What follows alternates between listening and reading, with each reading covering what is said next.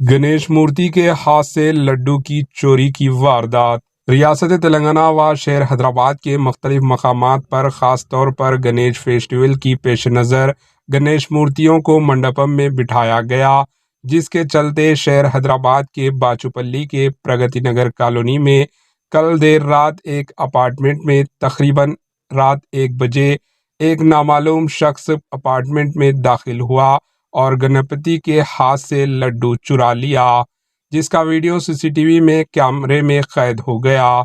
Bureau report, AHN news.